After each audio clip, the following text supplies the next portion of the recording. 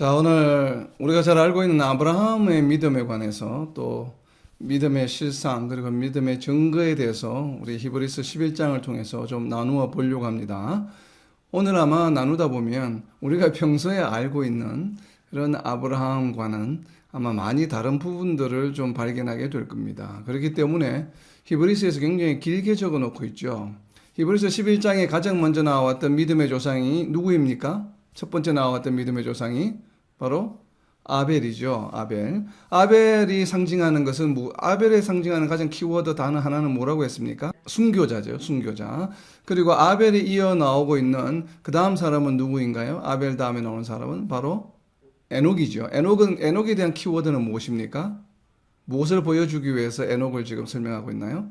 휴거죠, 휴거. 그러니까 휴거와 개인의 종말에 관한 얘기죠. 그리고 그 다음에 나오는, 개인의 종말이니까, 그 다음에 세상이 종말할 때 또 우리를 구원해 주신다는 것을 보여주시기 위해서 누구를 지금 이야기하고 있습니까? 바로 노아에 관한 이야기를 하고 있죠. 그래서 하나님이 세상을 심판하시는 가운데서도 하나님의 백성들은 구원해 주신다라고 하는 그 가능성을 우리 노아의 이야기를 통해서 보여주고 있습니다. 그래서 순교자와 개인의 종말 휴거 그리고 심판 때에 하나님께서 어떻게 우리 성도들을 구원해 주실까 하는 것을 지금 이제 이 세 명의 신앙의 선배들의 이야기들을 통해서 보여주고 있습니다. 자, 오늘 드디어 이제 아브라함의 이야기인데 그렇다면 과연 아브라함의 이야기는 도대체 무엇을 우리에게 보여주기 위한 것일까?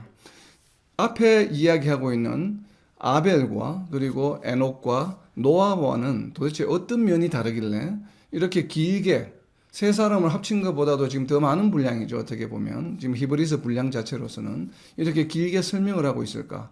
그리고 나와 있는 내용들도 상당히 어떻게 보면 복잡합니다. 우리가 막 이 말이 저 말 같고 저 말이 저 말 같고 같은 말이 계속 반복되는 것처럼 보여지는데 실상은 왜 이렇게 표현하고 있는지는 그 의미는 있는 것으로 보여집니다. 그래서 제가 먼저 11장 8절부터 10절까지 우선 먼저 좀 읽겠습니다. 11장 8절부터 10절까지 읽을 때 아브라함에 관하여 아브라함이 믿음의 대상, 즉 믿음은 무엇이며 또 실상은 무엇인지 지금 8절부터 10절까지에는 증거는 나오지 않아요. 증거는 뒤에 나오기 때문에 그래서 8절부터 10절까지 읽을 때 믿음은 무엇이고 아브라함의 믿음의 실상은 무엇인지 한번 표시를 먼저 해보시기 바랍니다. 히브리서 11장 8절입니다. 믿음으로 아브라함은 부르심을 받았을 때에 순종하여 장래의 유업으로 받을 땅에 나아갈새 갈 바를 알지 못하고 나아갔으며 믿음으로 그가 이방의 땅에 있는 것 같이 약속의 땅에 거류하여 동일한 약속을 유업으로 함께 받은 이삭 및 야곱과 더불어 장막에 거하였으니 이는 그가 하나님이 계획하시고 지으실 터가 있는 성을 바랐습니다. 아멘. 자, 여기에 나와 있는 아브라함의 믿음은 가장 먼저 무엇이 아브라함의 믿음으로 지금 표현될 수 있을까요? 오늘은 이렇게 성경을 한 구절씩 읽지 않고 11장 8절부터 19절까지 이렇게 통째로 해서 먼저 아브라함의 믿음은 무엇이고 그리고 이어서 아브라함의 실상과 증거는 무엇인지를 8절부터 19절까지 있는 내용들을 앞뒤로 왔다 갔다 하기 때문에 그거 좀 잘 정리를 하도록 하겠습니다. 우선 8절부터 10절까지에 나타난 아브라함의 믿음의 첫 번째 믿음으로 우리가 표현할 수 있는 것은 무엇일까요? 아브라함이 믿은 것은 무엇입니까? 8절에 있습니다. 힌트로 8절에 해 유업으로 받을 땅을 그렇죠. 장래의 유업으로 받을 땅. 그러니까 하나님께서 내가 약속한 땅 그리고 내가 인도하는 땅라고 이야기를 들었을 때 하나님으로부터 그 땅이 어딘가에 있겠구나. 그리고 내가 앞으로 장차 받게 될 유업으로 받게 될 땅이 분명히 존재한다라고 하는 것을 분명히 믿었죠. 믿었기 때문에 떠났겠죠. 지금 히브리서 11장에 나타난 히브리 기자가 아브라함에 관해서 이야기할 때 첫 번째 지금 이야기하고 있는 아브라함의 믿음의 대상은 무엇인가 하면 바로 8절에 있는 표시를 해놓으세요. 장래의 유업으로 받을 땅. 이것이 믿음 1입니다. 1. 자, 믿음 1이라고 적어 놓으세요. 지금 히브리 기자가 가장 먼저 설명하고 있는 아브라함의 믿음의 대상의 1은 8절에 있는 장래의 유업으로 받을 땅입니다. 자, 그럼 두 번째 나타난 믿음 2는 무엇일까요? 자, 힌트로 10절에 있습니다. 하나님이 계획하시고 지으실 터가 있는 성을 뭐 했다고 이야기합니까? 아브라함이 바랐습니다. 그러니까 11장 1절에 나와 있는 바로 hope for죠. 믿음은 무엇이라고요? 바라는 것들의 실상이요. 보이지 않는 것들의 증거라고 이야기하죠. 그게 바란 것이에요. hope for. 아브라함이 바랐던 것은 결국 바랐다는 것은 무슨 얘기인가 하면 마음속으로 그것이 반드시 일어나겠구나라는 것을 뭐 했다는 얘기입니까? 믿었다라고 하는 것이죠. 이것이 바로 믿음입니다. 그래서 하나님이 계획하시고 지으실 터가 있는 성이 바로 믿음의 대상이었습니다. 아브라함이. 여기에다가 이제 믿음 2, 믿음 2라고 적어 놓으세요. 그리고 믿음 3은 어디에 있냐면 자 19절로 내려갑니다. 히브리서 11장 19절에 믿음 3에 대한 이야기가 나옵니다. 히브리서 11장 19절입니다. 히브리서 11장 19절에 보면 그가 하나님이 능히 이삭을 죽은 자 가운데서 다시 살리실 줄로 생각한지라 비유컨대 그를 죽은 자 가운데서 도로 받은 것이니라. 자, 여기에 나와 있는 믿음 세 번째 믿음은 무엇일까요? 아브라함이 무엇을 믿었습니까? 이삭을 죽은 자 가운데서 다시 살리실 줄로 생각했다고 하는 것이 결국 무슨 얘기인가 하면 아브라함이 믿었다라고 하는 것이죠. 그래서 거기다가 믿음 3이라고 적어 놓으세요. 자, 그렇다면 아브라함이 지금 믿은 세 가지, 첫 번째는 무엇이었습니까? 장래의 유업으로 받을 땅이 있다고 하는 것. 그리고 하나님이 장래의 유업으로 받을 땅이 있다고 하는 것. 지금 자기가 갈 곳이죠. 자기가 지금 가려고 하는 곳. 그리고 두 번째에 있는 10절에 나타나 있는 하나님이 계획하시고 지으실 터가 있는 성은 지금 현재 지금 아브라함이 자기 고향을 떠나서 도착할 곳입니까? 아닙니까? 10절에 나타나 있는 것은 하나님이 계획하시고 지으실 터가 있는 성이라고 하는 것은 장차 예수님이 다시 오실 때, 세상의 종말이 올 때에, 이 땅에 천국이 이루어질 때에 그때 이루어지는 것이죠. 그래서 이것은 굉장히 굉장히 먼 미래, eternal future에 관한 이야기입니다. 그리고 8절에 나타난 장래의 유업으로 받을 땅은 지금 자기가 가서 약속의 땅이죠. 8절에 나와 있는 것처럼. 장차 이제 자기가 받을 땅, 지금 고향을 떠나서 내가 만나게 될 그 땅, 그 땅은 8절에 지금 표현이 되어 있는 반면에 10절에 나와 있는 하나님이 계획하시고 지으실 터가 있는 성은 피지컬한 땅이 아니에요. 물론 8절에 나와 있는 장래의 유업으로 받을 땅도 두 가지 측면이 있죠. 장차 지금 여행을 떠나서 도착할 곳이기도 하지만 장래의 유업으로 받을 땅, 즉 10절에 나와 있는 하나님이 계획하시고 지으실 터가 있는 성을 이중적으로 의미하기도 하겠죠. 왜냐하면 유업으로 받을 땅이기 때문에. 지금 그렇지만 어찌되었든 8절에 있는 것은 피지컬한 어떤 형체가 지금 내가 장차 만나게 될 눈으로 볼 수 있는 내가 발을 디디고 설 수 있는 땅도 분명히 포함되어 있는 의미입니다. 그죠? 그거 포함하고 있음과 동시에 또 장차 유업으로 받을 땅, 그 유업으로 받을 땅을 구체적으로 지금 설명하고 있는 것이 10절에 나와 있는 것이죠. 그렇기 때문에 아브라함이 믿은 믿음의 1과 믿음의 2가 8절과 10절에 나와 있는데 다 약속의 땅이고 마치 장소처럼 보이지만 처음에 나와 있는 것은 피지컬한 면을 포함하고 있는 것이고 10절에 나와 있는 것은 피지컬하지 않아요. 스피리추얼한 것이에요. 완전히 장차 이터널 퓨처, 굉장히 먼 미래에 장차 자기가 얻게 될 무언가를, 그러니까 이것은 무엇입니까? 히브리서 11장 1절에서 이야기하고 있는 바로 무엇이에요? 눈에 보이지 않는 것들이죠. 눈에 보이지 않는 것이에요. 눈에 보이지 않는 것들의 증거라고 할 때 바로 눈에 보이지 않는 것이 바로 10절이에요. 8절은 장차 내가 가서 지금 눈으로 볼 것이죠. 눈으로 볼 수 있는 것이지만 바로 그러한 또 측면에서 바라볼 수 있습니다. 그리고 믿음 3에 해당했던 19절에 있는 이삭을 다시 살려주실 것. 이것은 조금 이제 땅과는 조금 다른 이야기죠.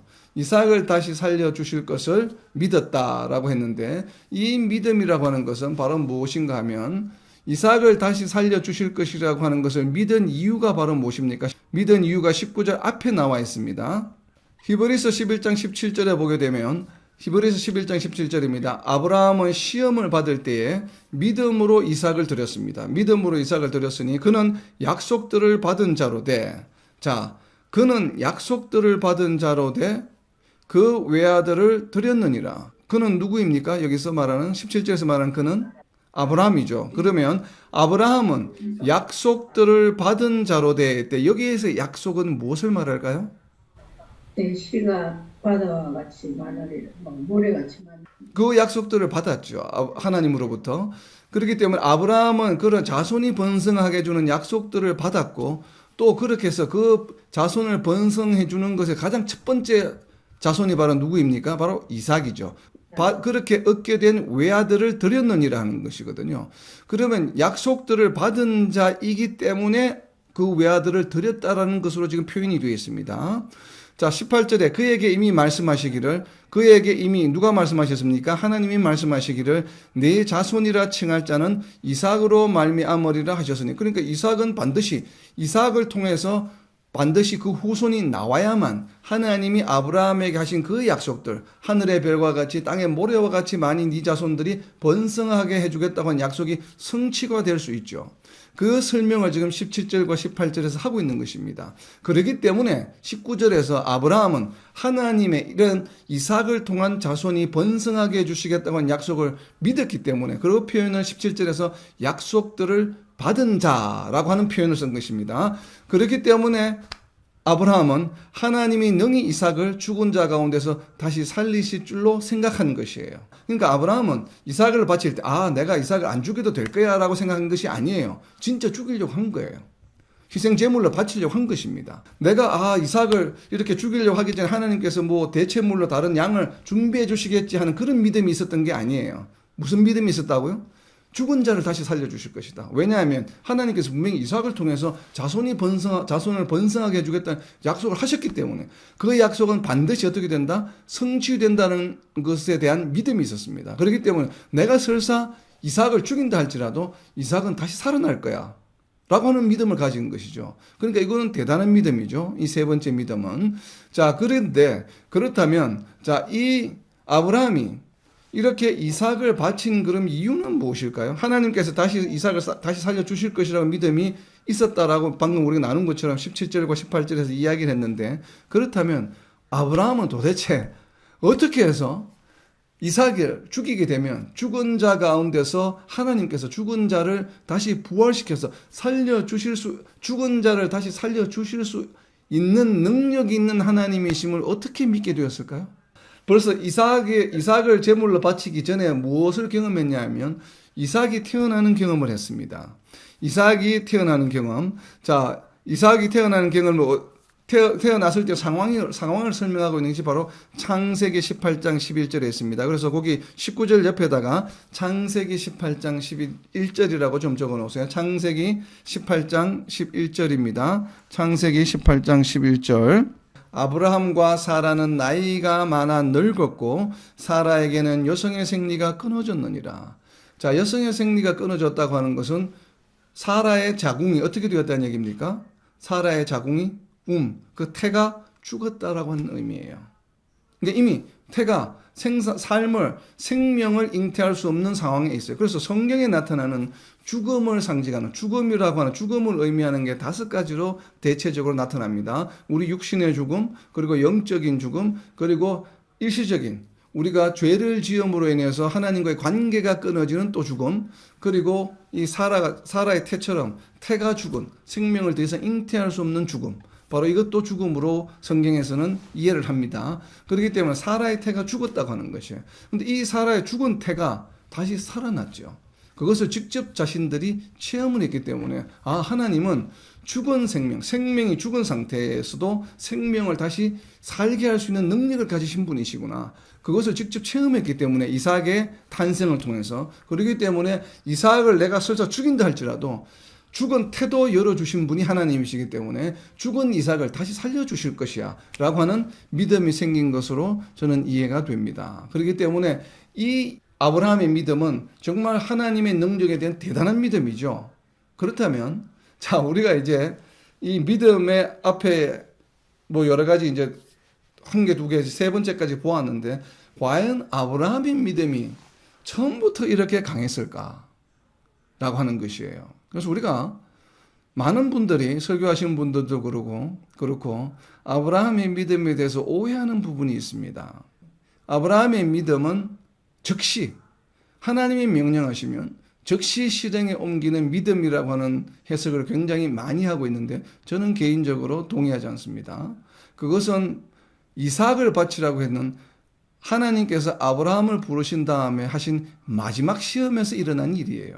아브라함이 처음부터 하나님이 명령할 때마다 즉시로 믿음을 실행에 옮기지 않았습니다. 아벨과 에녹과 노아의 이야기는 굉장히 단순하게 이야기를 하고 있는데, 왜 아브라함의 이야기는 이렇게 길게 믿음의 대상도 하나가 아니라 이렇게 여러 가지로 이야기하고 있어요. 먼저 세 가지를 먼저 살펴보게 되면 우리가 방금 살펴본 것처럼 19절에 나와 있는 이삭을 바치는 것은 대단한 믿음입니다. 그러니까 아브라함의 생애를 통해서 믿음이 최상급, 최절정에 이르렀을 때의 믿음을 나타내는 모습이에요. 그렇다면 하나님께서 아브라함을 부르셨을 때도 아브라함이 이와 같은 수준의 과연 믿음을 가지고 있었는가? 라고 질문한다라면 아닙니다, 전혀. 이제 우리가 왜 그렇기 때문에 아브라함 이야기를 지금 여기서 하고 있는데, 참고로 창세기 11장 31절을 읽을 때 아브라함이 하나님의 명령에 순종해서 즉시로 하나님이 약속한 땅, 하나님이 인도하신 땅으로 갔는지 가지 않았는지 한번 잘 묵상해 보시기 바랍니다. 창세기 11장 31절입니다. 창세기 11장 31절. 데라가 그 아들 아브람과, 데라는 아브라함의 아버지입니다. 데라가 그 아들 아브람과 하란의 아들인 그의 손자 롯과 그의 며느리 아브라함의 아내 사레를 데리고 갈대아인의 우르를 떠나 가나안 땅으로 가고자 하더니 하란에 이르러 거기 거류하였으며. 아브라함이 고향 땅 우르에 있을 때에 하나님의 부르심을 받았습니다. 부르심을 받았을 때 어디로 가라고 이야기했습니까? 하나님께서 창세기 11장 31절에 보면 어디로 가라고 이야기합니까? 가나안. 우르를 떠나 가나안 땅으로 가고자. 그러니까 갈 바를 알지 못한 것이 아니고 어디로 가야 하는지를 정확하게 알고 있었습니다. 우르를 떠날 때 하나님께서 어디로 가라고 이야기하셨냐면 가나안 땅으로 가라고 이야기했습니다.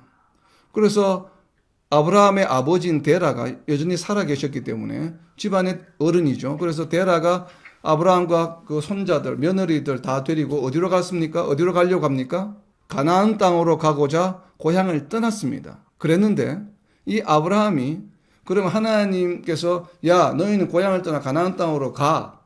이렇게 이야기를 했는데 정말 하나님께서 아브라함에게 고향을 떠날 때 가나안 땅으로 가라고 이야기하셨는지 안 하셨는지를 우리가 확인할 필요가 있겠죠. 자, 창세기 15장 7절입니다. 창세기 15장 7절. 창세기 15장 7절에 보면, 자, 창세기 15장 7절을 펴보세요. 창세기 15장 7절에 보면 또 그에게 이르시되, 하나님께서 그에게, 그는 아브라함입니다. 아브라함에게 이르시되 나는 이 땅은 무엇입니까? 지금 아브라함이 창세기 15장이니까 11장에서 고향을 떠났죠. 15장이니까 이미 가나안 땅에 온 겁니다. 이때는 이 땅을 네게 주어, 이 땅은 무엇인가 하면 가나안 땅이에요. 이 땅을, 가나안 땅을 네게 주어 소유를 삼게 하려고 너를 갈대아인의 우르에서 이끌어낸 여호와니라.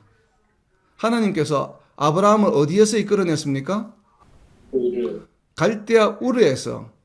뭐 하시기 위해서? 이 땅을 아브라함에게 주어 소유하게 하기 위해서. 이 땅은 무엇입니까? 가나안 땅을. 그러니까 분명히 하나님께서는 아브라함이 고향인 우르에 있을 때에 분명히 가나안 땅으로 오라고 분명히 말씀하셨습니다. 그래서 가나안 땅을 너희에게 줄 것이야 라고 해서 불러내으셨는데, 그래서 아브라함이 출발했습니다. 그런데 아브라함과 그 가족이 가나안 땅으로 갔습니까? 가지 않았습니까? 자, 다시 창세기 11장 31절로 옵니다.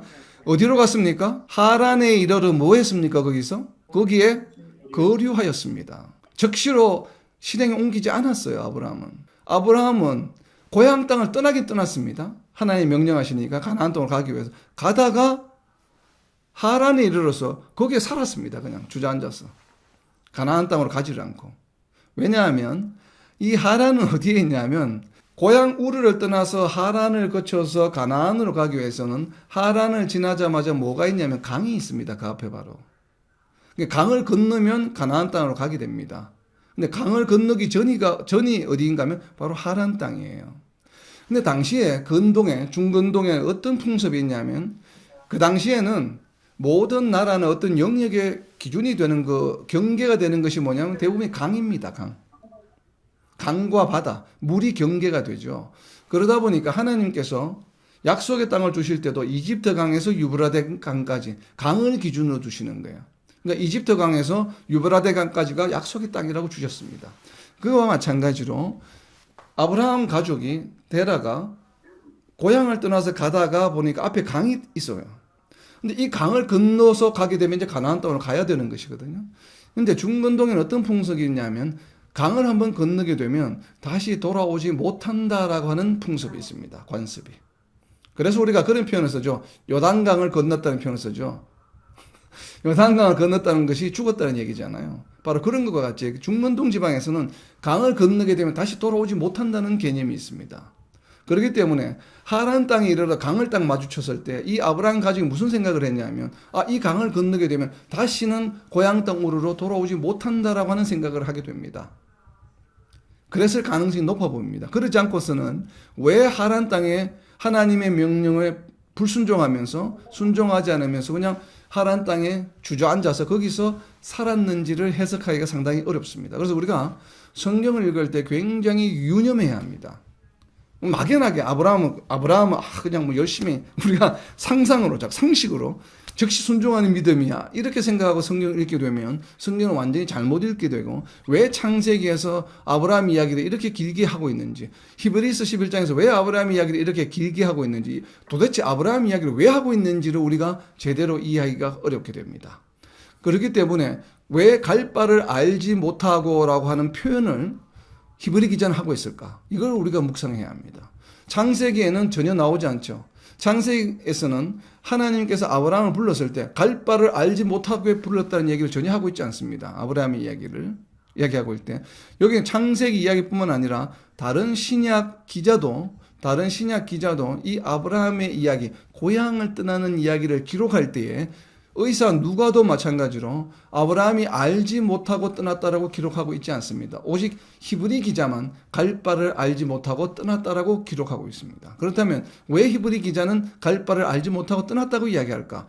다른 신약 기자는 아브라함이 정확하게 어디로 가야 하는지 알고서 떠났다고 기록하고 있는데 물론 창세기에도 그렇게 기록하고 있지만 의사 누가도 사도행전에서 이렇게 기록합니다.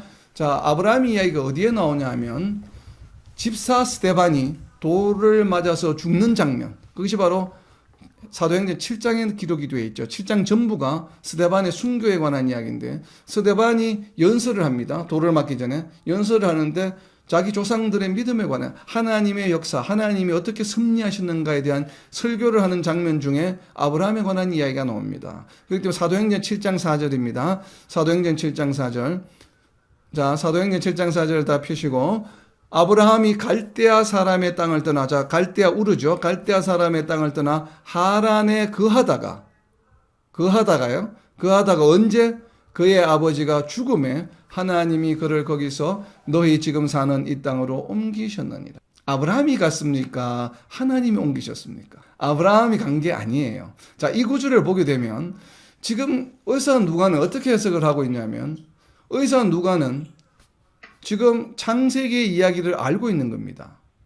창세기에 보면 창세기 11장 31절에 보면 아브라함이 갈대아 우르를 떠나서 가나안 땅으로 가고자 했습니다. 처음에는. 근데 마음이 바뀌었어요. 변심을 했습니다. 변심을 해서 강을 건너지 않고 그냥 하란에 머물러 주저앉아 버렸습니다. 그러니까 아브라함의 마음속에 어떤 게 있었다는 얘기입니까? 머뭇머뭇 주저함이 있었다는 얘기죠. 정말 이 강을 건너게 되면 다시는 내 고향을 못 돌아오는데 정말 건너가야 할까? 말아야 할까? 물론 아버지가 반대했을 수도 있습니다. 데라가. 왜냐하면 그 당시는 데라가 여전히 가장이기 때문에 살아계셨기 때문에 뭐 데라가 아무리 주장했다 할지라도 아브라함이 정말 믿음이 투철했다면 아버지의 반대도 불구하고 본인만이라도 갔겠죠. 정화 안 되면 본인이라도 갔겠죠. 물론 당시에는 가장이 이 족장인 시대였기 때문에 아버지의 명령이 아버지의 어떤 규율이 절대적인 것이기도 했겠지만 어찌되었든 그 집안이 하나님의 명령에 순종하지 않았어요.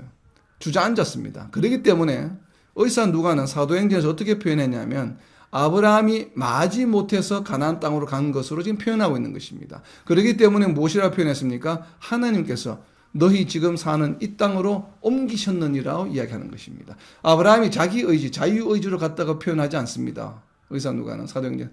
누가? 하나님이 아브라함을 강제로 옮기신 겁니다. 왜? 하란에 주저앉아 있었기 때문에.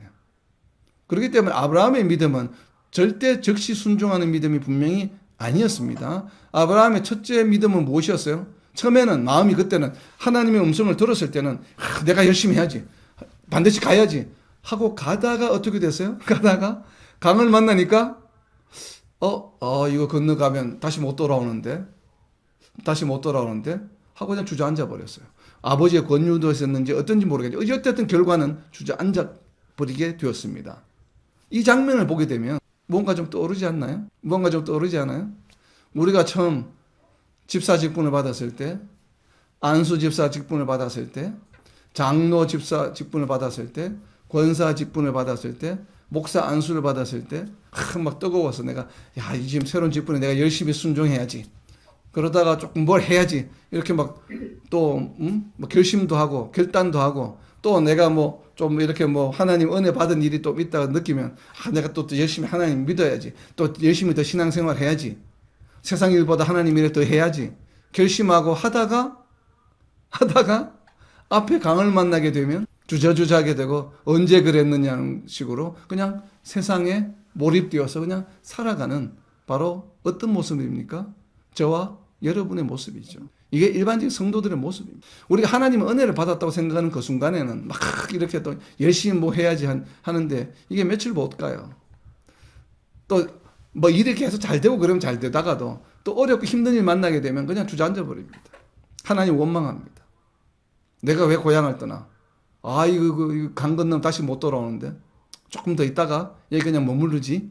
그냥 세상에 처해 있는 환경과 세상에 처해 있는 어떤 그런 어려움에 부닥치게 되었을 때 우리의 믿음은 순식간에 사라지고 없습니다. 이것이 바로 아브라함이 가졌던 믿음이에요. 자, 이것만 보게 되면 과연 믿음의 조상에 가치가 있습니까? 전혀 없죠. 우리와 별반 차이가 없죠. 바로 이 이야기가 아브라함의 이야기입니다. 그렇기 때문에 히브리 기자는 갈 바를 알지 못하고 라고 하는 표현을 쓰고 있다고 저는 생각이 됩니다. 갈 바를 알지 못하고에 대해서는 조금 더 저희가 나중에 이야기하겠습니다. 오늘은 우선은 아브라함이 가졌던 믿음이 어떤 것이었는가 라는 것에 지금 좀 포커스를 맞추고 있습니다. 자, 이 세 가지의 믿음. 자, 이렇게 있는데 자, 네 번째 믿음은 어디에 있냐면 11절에 있습니다. 11절에. 자, 히브리서 11장 11절입니다. 네 번째 아브라함의 믿음에 관해서 기록하고 있습니다. 히브리서 11장 11절입니다. 믿음으로 사라 자신도 나이가 많아 단산하였으나 잉태할 수 있는 힘을 얻었으니 이는 약속하신 이를 미쁘신 줄 알았습니다. 자, 아브라함이 가진 믿음은 무슨 믿음입니까? 믿음 사는 무슨 믿음입니까? 여기에. 약속하신 일을 미쁘신 줄. 네, 그러니까 바로 거기 줄 쳐놓으세요. 하나님이 약속하신 이는 누구입니까? 하나님이시죠. 그럼 하나님이 어떤 분이시다? 하나님이 미쁘시다라고 하는 것을 믿은 겁니다. 그러니까 우리가 정확하게 성경을 우리가 읽어야 됩니다. 성경을 공부하는 방법이에요. 그러니까 성경에 기록되어 있는 대로 자꾸 답을 하려고 노력해야 돼요. 그러니까 평소에 생각하고 있는 상식이나 다른 데서 찾으려고 하지 말고 성경에 뭐라고 표현되어 있는가. 아브라함의 네 번째 믿음의 대상, 물론 여기에는 표현은 사라 자신도 사라의 믿음으로 대신했지만 결국 사라의 믿음일 뿐만 아니라 누구의 믿음입니까? 영어 성경을 가지고 계시는 분은 NIV 성경을 한번 보시기 바랍니다. NIV 성경이 왜 이렇게 번역을 했는지 저는 개인적으로 도무지 이해가 되지 않지만 의역을 하느라고 이렇게 번역을 해놓은 것 같아요. NIV 성경을 보세요. 한글 성경에는 지금 사라가 하나님이 미쁘시다라고 이렇게 믿었던 것으로 한글 번역은 되어 있습니다. 그런데 영어 성경, 특히 NIV 성경에 보게 되면 by faith, Abraham, even though he라고 되어 있죠. she가 아니고 사람이 she라고 표현해야 되겠죠. he라고 했다는 얘기는 even though he was past age. 그러니까 아브라함도 나이가 많고 그리고 사라 자신도 아이를 낳을 수 없는데 그리고 줄을 쳐서 was unable to become a father라고 되어 있습니다. 그러니까 지금 한글 성경은 완전히 달라요. NIV 성경은 뭐라고 되어 있냐면 아브라함이 아버지가 될 수 있게 되었다.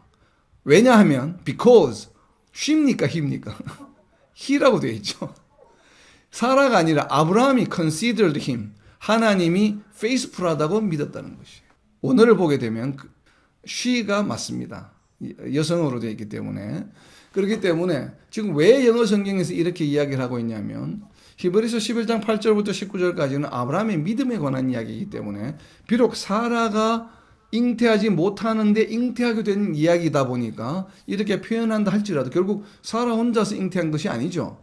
예수님은 잉태한 것이 아니기 때문에 아브라함과의 관계에 의해서 잉태했기 때문에 아브라함도 역시나 마찬가지로 도저히 이 사라는 임신할 수 없는 상태야 라고 하는 것을 창세기를 보게 되면 알고 있습니다. 알고 있는데 사라가 임신하게 되었기 때문에 사라와 마찬가지로 아브라함도 하나님이 신실하신 분이다라고 하는 것을 믿었다라고 하는 것을 사라의 예를 들어서 표현한 것으로 보여집니다. 그렇기 때문에 그 의도를 알고 있기 때문에 NIV 성경을 번역하신 분들은 그 의도대로 의역을 한 것이거든요. 직역을 한 것이 아니라. 그래서 아브라함이 하나님이 미쁘시다고 하는 것을 알았다라고 이렇게 영어로는 번역이 된 것입니다. 그렇기 때문에 그렇지만 헬라어 원어는 우리 한글 성경이 맞습니다. 사라가 전부 여성 명사로 되어 있기 때문에. 그래서 사라가 하나님이 미쁘시다. 약속하신 이는 미쁘시다. 그렇기 때문에 결국은 아브라함이 믿은 네 번째는 사라의 믿음으로 표현했지만 결국 아브라함의 믿음으로 저희는 여겨집니다. 그렇기 때문에 아브라함의 네 번째 믿음의 대상은 무엇인가 하면 하나님은 신실하신 분이라는 것이요. 여기서 미쁘시다고 하는 것은 페이스풀하다는 이야기입니다. 그러니까 믿음이라고 하는 단어와 어근이 같은 것이에요.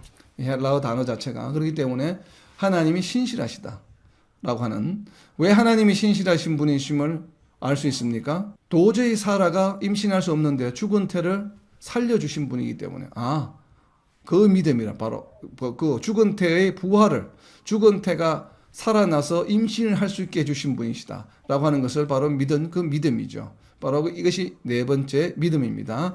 그리고 다섯 번째 믿음은 어디에 나타나 있냐면 히브리서 11장 13절에 다섯 번째 믿음이 있습니다. 히브리서 11장 13절입니다. 이 사람들은 다 믿음을 따라 죽었으며 약속을 받지 못하였으되 그것들을 멀리서 보고 환영하며 또 땅에서는 외국인과 나그네임을 증언하였으니. 자, 여기서 말하는 다섯 번째 아브라함이 믿은 믿음은 무엇입니까? 물론 이 13절은 아브라함에 관한 직접적인 이야기는 아니에요. 우리가 11절에서 본 것처럼 사라의 예를 들어서 아브라함의 믿음을 표현한 것처럼 동일한 방법으로 지금 히브리 기자는 아브라함의 직접적인 믿음이 아니라 누굽니까? 여기서 말하는 13절에서 말 이 사람들은 누구예요? 바로 앞에 나와 있는 아브라함에게 하나님께서 약속해 주신 하늘의 별과 같이 또 해변의 모래와 같이 많게 해주겠다는 후손들에 관한 이야기입니다. 그래서 지금 후손들도 여기서 이 사람들은 누구인가 하면 앞에 나와 있는 바로 하늘의 별과 모래들이에요. 해변의 모래. 무수히 많은 바로 아브라함의 후손들이 무엇을 했습니까? 그것들을 약속을 받지 못하였으되, 여기서 약속은 무슨 약속입니까? 하나님께서 아브라함에게 주신 약속이에요. 그러니까 하나님께서 아브라함에게 주신 약속은 아브라함만 직접 들었죠. 그러니까 아브라함 후손들은 하나님의 약속을 직접 어떻게 했습니까? 듣지 못했습니다. 듣지 못했다는 표현을 뭐라고 표현했냐면 멀리서 보았다라고 이야기합니다. 왜냐하면 아브라함의 후손이니까. 아브라함, 자기의 조상인 아브라함이 자기의 아버지, 자기의 할아버지, 자기의 정조 할아버지인 아브라함이 하나님으로부터 받은 약속, 그 약속을 후손들도 어떻게 했다는 얘기입니까? 믿었다라는 얘기입니다. 왜 그렇습니까? 후손들이 하나님께서 아브라함에게 아브라함의 후손을 별과 같이 많게 해주겠다고 했기 때문에 자신도 거기에 포함됩니까? 포함되지 않습니까? 그러면 나 자신이, 내가 지금 아브라함의 3대 손이에요. 3대 손이라고 한다면 내 3대 손, 내 대에서 만약에 자손이 끊겨버리면 하늘의 별과 같이 많이 됩니까? 안 됩니까? 안 되죠. 그렇다면 3대 손인 나도 내가 후손을 많이 낳아야 되겠죠. 그리고 또 그 후손도 역시 또 후손을 낳아야 되죠. 그래서 그 후손이 점점 많아져서 하늘의 별과 같이 바다의 모래와 같이 많아질 수 있겠죠. 그렇기 때문에 후손들도 하나님으로부터 받은 아브라함이 받은 그 약속을 자기들도 직접 받지 않았지만 멀리서 보았지만 아브라함과 마찬가지로 그 약속을 믿었다라고 하는 것입니다. 이제 이해가 됩니까? 그렇기 때문에 결국 여기서 말하는 다섯 번째 믿음은 무슨 믿음이에요? 멀리서 보고 환영했다고 하는 것은 아브라함이 믿은 믿음은 무엇이에요? 바로 창세기 15장에 나와 있는 것처럼 무엇입니까? 하늘의 별과 같이 많게 해주겠다라고 하는 그 약속을 믿었다라고 하는 것이에요. 아브라함의 첫 번째 믿음은 고향을 떠날 때 약속의 땅, 두 번째 믿음은 장차 도래할 하나님이 계획하시고 지으실 터가 있는 성, 세 번째 믿음은 무엇이었습니까? 이삭이 죽인다 할지라도 죽은 자를 다시 살려주실 것이라고 하는 믿음. 네 번째는 무엇이에요? 하나님의 신실하심을 믿었죠. 다섯 번째는 무엇입니까? 아브라함이 믿은 다섯 번째 믿음은 후손들의 예를 들어서 설명했지만 결국은 하나님께서 아브라함에게 해주셨던 약속, 하늘의 별과 같이 바다의 모래와 같이 너희 자손들을 많게 해주겠다고 하는 그 약속을 믿은 것입니다. 그것이 바로 무엇인가 하면 아브라함이 믿은 다섯 번째 믿음들이에요. 바로 이 다섯 번째 믿음은 어디에 나타납니까? 창세기 15장 5절입니다. 창세기 15장 5절에 보면, 창세기 15장 5절에 보면, 그를 이끌고 밖으로 나가 이르되 하늘을 우러러 뭇별을 셀 수 있나 보라. 또 그에게 이르시되 내 자손이 이와 같으리라. 자, 약속의 땅을 주신다고 한 그 가나안 땅을 주시겠다는 약속이 이어서 드디어 가나안 땅에 오게 되었는데, 가나안 땅에 온 이후에 하나님께서 주신 약속이 바로 하늘의 별과 같이 네 자손을 많게 해주겠다고 하는 약속이에요. 근데 이 약속을 지금 15장 5절에서는 무엇에 비유했습니까? 하늘의 별과 같이 라고만 비유했습니다. 그런데 하나님께서 또 아브라함에게 다시 이 동일한 약속을 조금 더 강도를 높입니다. 강도를 높여주는 사건이 언제 일어나냐면 바로 아브라함이 이삭을 바쳤을 때, 그 이삭을 바치는 모습을 보고서 하나님께서 다시 지금 여기 창세기 15장 5절에서 자손을 많게 해주게 된 이 약속을 다시 한 번 더 확정해 주시는데, 창세기 15장 5절 옆에다가 창세기 22장 17절이라고 적어 놓으세요. 바로 이제 아브라함이 하나님의 명령에 순종해서 정말 믿음이 절정에 이르렀죠. 최절정에 이르렀습니다. 즉시 실행에 옮기면서 이삭을 제물로 바치는 그 장면을 보시고 난 이후에 하나님이 해주시는 약속입니다. 그러니까 창세기 15장 5절을 조금 업그레이드 했습니다. 어떻게 업그레이드 했는지 보세요. 창세기 22장 17절입니다. 창세기 22장 17절. 내가 네게 큰 복을 주고 내 씨가 크게 번성하여 하늘의 별과 같고 바닷가의 모래와 같게 하리니 내 씨가 그 대적의 성문을 차지하리라. 창세기 15장 5절과 비교했을 때 무슨 차이가 있습니까? 복을 주시겠다, 번성하게 해주시겠다, 그리고 적들을 무찌르겠다, 그리고 하늘의 별과 같이 하는 것만 같지만 나머지 네 가지가 추가되었습니다. 무엇에 또 바닷가의 모래와 같이 해주겠다. 이것이 하나님의 아브라함에게 해주셨던 창세기 15장 5절에서 해주셨던 하늘의 별과 같이 자손을 많게 해주겠다고 하는 약속의 업그레이드 버전입니다. 이것을 언제 주셨어요? 이삭을 바쳤을 때. 이삭의 믿음을 보시고 그 약속을 업그레이드 시켜주셨어요. 그래서 하나님의 약속은 어떻다는 얘기입니까? 하나님의 약속은 그 약속을 받은 자들이 어떻게 하나님께 반응하느냐에 따라서 그 하나님의 약속은 어떻게 된다고요? 업그레이드 될 수 있다라고 하는 것을 지금 보여주시는 것이에요. 창세기 15장 5절에서 주실 때는 이제 막 가나안 땅에 도착했을 때예요. 그런데 가나안 땅에 어떻게 도착했습니까? 아까 아브라함이 자진해서 자발적으로 도착했습니까? 어떻게 했습니까? 하나님께서 아브라함을 옮기셨다. 왜? 고향을 떠나서 가나안 땅을 가다가 중간에 주저앉았죠. 하란에서. 주저앉았기 때문에 옮기셨습니다. 그래서 가나안 땅에 데리고 왔습니다. 그러고 나서 하나님께서는 다시 한번 아브라함을 시험합니다. 처음에 아브라함이 고향에 있을 때 네가 고향을 떠나, 이거 시험이죠.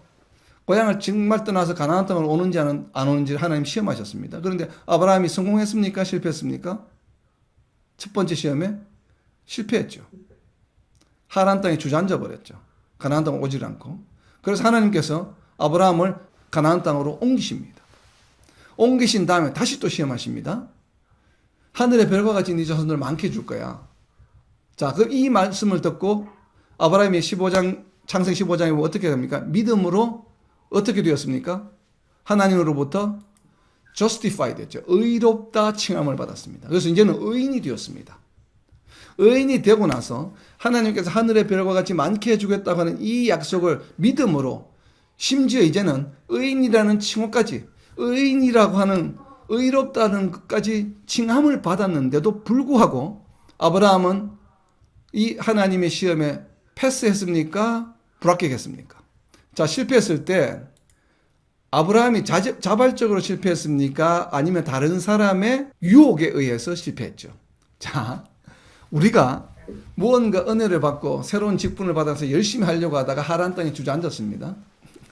그런데 어떻게 해서 하나님께 또 은혜를 주셔가지고 내가 다시 또 신앙이 또 살아나서 뭔가 하려고 잘해보려고 하는데 나는 잘하려고 하는데 나는 잘하려고 하는데 꼭 옆에 있는 사람이 거듭니다. 뭔가 그거 하지 못하도록 뭔가 안 해. 에이 뭐 그거 해. 그거 하는 것보다는 뭐 우리 여행 가는 거 가자 그냥.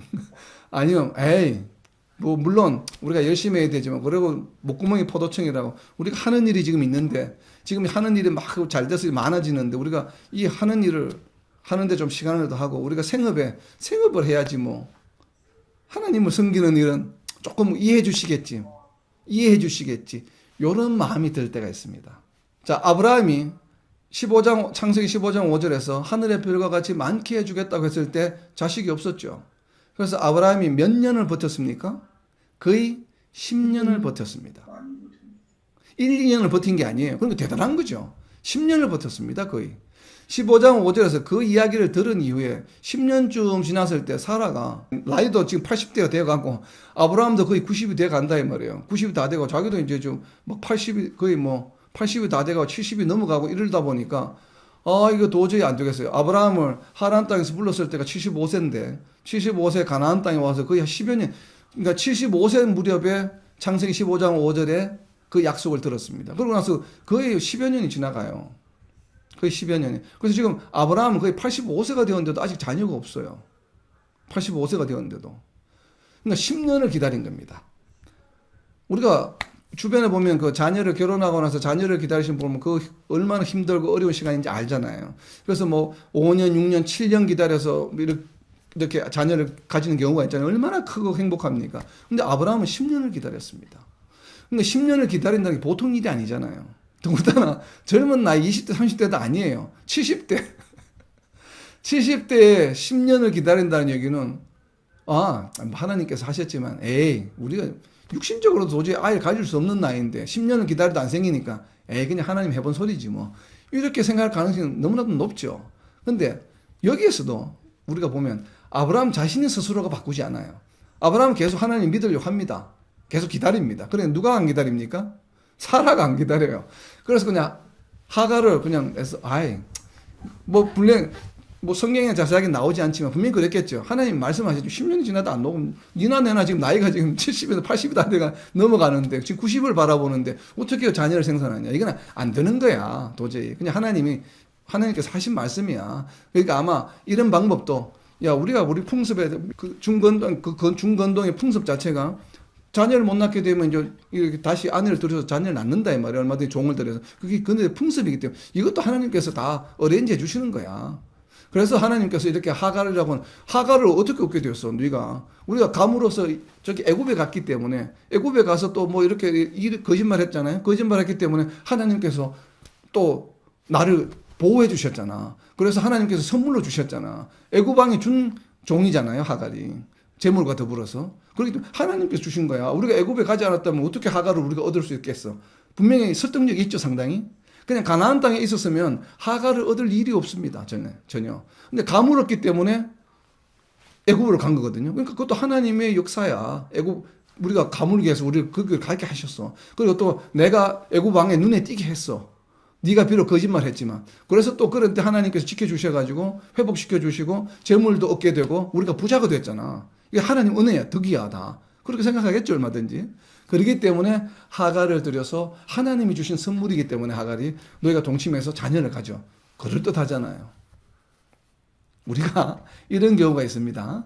제가 늘 말씀을 드리지만 우리가 인생을 살아가다 보면 하나님께서 우리가 세상적인 복을 주실 때가 있습니다. 그죠? 세상적인 복을. 사업이 잘 되게 하실 수도 있고 갑자기 돈을 많이 벌게 할 수도 있고 뭔가를 해주시는 때가 있어요. 자, 여러분들 주변에 많이 보잖아요. 로또 당첨되신 분들 보죠. 과연 우리가 만약 로또 당첨됐다고 생각해 보세요. 그럼 오늘 로또 당첨된 것이 하나님의 은혜인지 아니면 사탄의 저주인지는 좀 지나서 결과를 보면 알 수 있죠. 근데 많은 분들이 로또 당첨된 분이 가정이 파괴되고 인생이 무너지고 막 이렇게 되잖아요. 그럼 결국 하나님 은혜라고 볼 수 없겠죠. 바로 그런 것처럼 우리가 뭔가가 잘 된다고 느껴질 때 그것이 과연 하나님의 은혜인지 아니면 사탄의 시험인지를 우리가 판별하는 방법은 무엇인가 하면 그 일로 인해서 내가 하나님과 더 가까워지게 되었는가? 아니면 그 일로 인해서 내가 하나님으로부터 하나님과의 관계가 더 소원해졌는가예요. 우리가 재물을 많이 얻게 되었어요. 갑자기 뭐 사업이 잘 돼요. 갑자기 뭐가 일이 잘 돼요. 장사가 잘 돼요. 많이 바빠져요. 막 너무 바빠져서. 그런데도 불구하고 하나님과 점점 더 가까워져요. 그건 분명히 복입니다. 왜? 하나님과 더 가까워지기 때문에. 근데 그로 인해서 오히려 하나님과의 관계가 소원해지게 되고 멀어지게 된다면 과연 그게 하나님 은혜일까요? 그건 오히려 사탄의 간계일 수 있습니다. 왜? 사탄은 우리가 하나님께 가까이 가면 갈수록 우리를 어떻게 합니까? 무너져서 하나님과의 관계를 떼어놓으려고 하거든요. 그래서 자꾸 대형 교회들이 시험에 드는 이유입니다. 작은 교회에서는 시험에 드는 경우가 참 드뭅니다. 왜냐하면 사탄이 별로 관심이 없기 때문에. 그런데 대형 교회, 부흥하는 교회는 사탄이 관심이 많죠. 어떻게 해서든지 무너뜨리려고 합니다. 그럼 가장 좋은 방법이 뭘까요? 돈과 성적인 문제입니다. 사람들을 무너뜨리는 방법은. 우리가 정말 우리 일상사에서 일어나는 모든 일들 가운데 아브라함이 갑자기 부자가 되었습니다. 애굽에 가서 부자가 되었죠. 그리고 막 이 노예들도 많이 얻었습니다. 근데 결국 그 노예 때문에 어떻게 됩니까? 아브라함이 다시 하나님의 시험, 그 패스를 불합격하게 되죠. 하늘의 별과 같이 많게 주겠다고 했는데 그 시험을 통과하지 못하게 됩니다. 그러니까 결국은 애굽 땅에서 얻게 된 모든 것들이 결국은 뭐예요? 아브라함으로 하여금 하나님과 가까워가게 하려고 하는 것을 방해하는 사탄의 관계죠. 이 모든 것들이. 결국은 가뭄 때에도 애굽 땅으로 가면 안 되었어요. 이삭처럼. 이삭은 똑같이 가뭄이 들었는데도 이삭은 가나안 땅을 벗어나지 않습니다.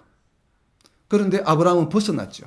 그것이 바로 아브라함의 믿음이 여전히 당시에도 온전하지 않았다라고 하는 증거예요. 바로 이와 같이 왜 아브라함 이야기를 지금 이렇게 이야기하고 있냐면 왜 아브라함의 믿음은 다른 앞에 나와 있는 아벨이나 에녹이나 노아처럼 간단하게 믿음이 무엇이라고 이야기하면 될 것을 아브라함의 믿음을 이렇게 지금 계속 여러 가지로 이야기하고 있는가 하면 이 믿음이 과연 어떤 믿음인지 우리 자신을 돌아보라고 하는 것이에요. 우리가 너무나도 늘 우리 인생 가운데서 마주치는 그 믿음이 바로 아브라함의 믿음이죠. 우리는 아브라함의 믿음 그러면 대단한 믿음, 도저히 우리가 따라갈 수 없는 믿음으로 생각하는 경향들이 많습니다. 그렇죠? 굉장히 믿음의 조상, 도저히 우리가 범접할 수 없는 믿음이라고 생각을 합니다. 그런데 우리가 지금 살펴본 것처럼 아브라함의 믿음은 우리가 범접할 수 없는 믿음이 아니고 우리와 같은 처지에 있는 믿음이에요. 너무나도 우리와 같은 모습이잖아요. 히브리 기자는 지금 이것을 이야기해 주고 싶은 것이에요. 누구에게? 지금 히브리스를 받고 읽고 있는 독자들에게. 당시로서는 유대인 크리스천들에게 너희가 지금 여러 가지로 우상의 제물에 바친 고기도 먹게 되고 여러 가지 뭐 또 유대인들이 또 너희 옆에 있는 유대인이 막 강압할 때는 또 그걸 살짝 마음이 흔들리기도 하고 그런 거 그렇지 않아. 너희 믿음의 조상도 너희들과 똑같았어. 그렇지만 그 믿음이 어땠는가? 그래서 지금 1장 8절부터 나오는 믿음의 종류가 쭉쭉 가다가 어디에까지 나옵니까? 19절의 마지막에 나오는 믿음이 바로 무엇이에요? 아브라함이 믿음이 절정에 이르던 이삭에 관한 믿음이에요. 8절에 나왔던 믿음 무엇이에요? 가다가 중간에 주저앉은 믿음이에요. 하란 땅에. 바로 이와 같이 너희들도 지금 아브라함의 초기 믿음과 같은 그런 믿음일지 모르지만 그러나 결국 아브라함도 어떻게 하나님께서 하란 땅에서 가나안 땅으로 옮기셔서 강제로 그런 것처럼 너희가 지금은 두렵고 마음이 무섭고 도저히 내가 이걸 끝까지 견뎌낼 자신이 없을 것 같지만 그렇지만 하나님께서 하란 땅에서 가나안 땅으로 옮기셔주신 그 아브라함을 옮겨주신 그런 하나님께서 바로 너희와 함께 하시기 때문에 너희가 지금 두렵고 어렵고 힘든 상황이지만 두려워하지 마. 하나님께서 너희들을 옮겨주실 것이야. 하란에서 가나안 땅으로. 바로 그 이야기를 지금 하고 싶은 것입니다. 히브리 기자가. 그래서 지금 아브라함에 관한 이야기를 지금 길게 이야기하고 있는 것입니다. 자, 오늘은 아브라함의 5가지 믿음, 6가지인데 한 가지는 다음 주 하겠습니다. 바로 이런 것처럼 오늘 이야기 나눈 것을 근거로 해서 11장 8절부터 19절까지에 있는 실상과 증거도 계속 나옵니다. 이러한 방법으로 앞뒤로 가면서 실상은 무엇인지 증거가 무엇인지 이번 한 주간 동안 한번 묵상하시면서 정말 아브라함의 믿음을 우리의 믿음과 비춰봤을 때 정말 우리와 같은 믿음이다. 그렇다면 결국 우리도 어떻습니까? 이삭을 바치는 아브라함의 믿음과 같이 우리의 믿음도 어떻게 된다고요? 하나님께서 성장시켜 주실 것이다 라고 하는 이런 확신과 믿음을 가지시고 전진하는 저와 여러분 그리고 이 땅의 모든 하나님의 백성들이 되시기를 예수님의 이름으로 선포합니다. 아멘. 아멘.